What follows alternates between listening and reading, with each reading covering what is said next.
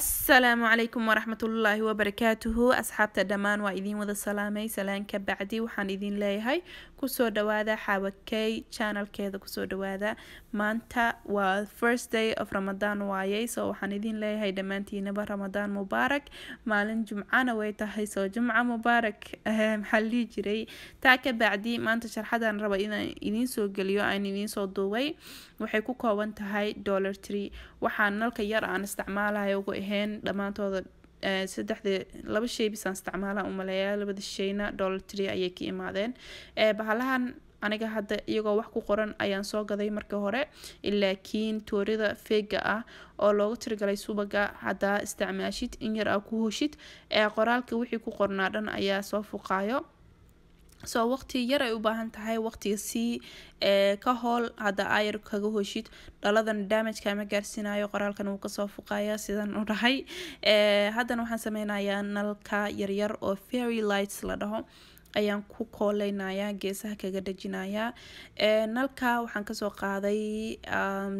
walmartka ayaan ka soo qaaday asxaabta u fahmeynin $3 na waxa way $3 meesha alaabta raqiiska yeesho oo alaabtooda dhamaan waxaa la gadaa $1 maxaa la jiray wixii meesha suuqaas yaala dhan $1 ayuu beeceedu joogaa soo $3 ayaan dhahnaa anaga meeshaas ayaa ka raadinaysaa dhalada frame camal waayay marka hore frame aa loogu tirigalay in sibiraha iyo waxaas la gashto ayaa loogu tirigalay laakiin aniga waxaan ku jeclaaday inaan guriga ku sharxo nal iyo maxaa la jiray sharxooyinka waxaan gashan kara aan gashto ayaan ugu soo tirigalay ayaan u soo qaatay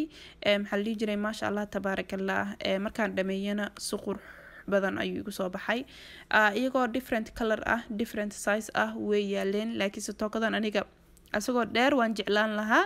laakiin waan soo waayay asagoo gaaban baan soo helay asagoo gaaban waxaan dhahay hadii kii dheeraa la waayay kan ayaa laga shaqeysinayaa soo maasha Allah tabaarakallah si qurux badan ayuu ku soo baxay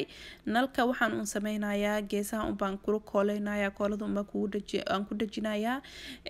koolada markaan ku dajinayo waxaan kala soo gatay bahalo yar yar oo blue ah sharax camal aniga aan u soo gatay laba xaba ayaan rabaa inaan isdul saaro aan isku kooleeyo si ay ii noqoto frame ay noqoto laakiin frame dhalada maxaa la jiray dhaxdeeda